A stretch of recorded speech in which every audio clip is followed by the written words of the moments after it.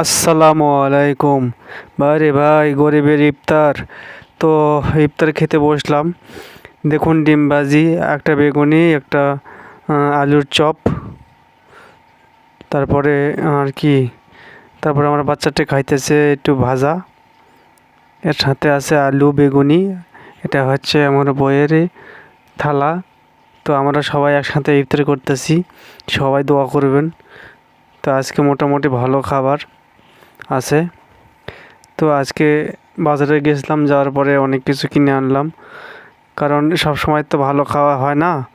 তো চিন্তা করলাম একটু ভালো খাবার নিয়ে আসি। আবার আমাদের এখানে 2 দিন পর পর হাট, আবার আশেপাশেও কিছু পাওয়া যায় না। কিছু নিয়ে আসলে,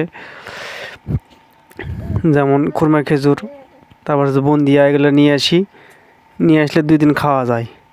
আর যখন ফুরে যায় তখন বাড়িতে বানাই।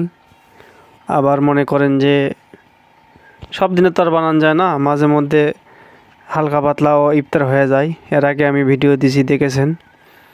তো আমাদের ছোট্ট পরিবার, আমরা 3জন মানুষ। আমার মেয়ে ফাতেমা, সে ভিডিও করা দেখতেছে। তো বন্ধুরা, ভিডিওটি ভালো লাগলে কমেন্ট করে জানাবেন কেমন হলো, কোথায় থেকে দেখতেছেন এটাও জানাবেন। ঠিক আছে? গরিবের সংসারের জন্য দোয়া করবেন, ভবিষ্যতে যেন ভালো কিছু করতে পারি।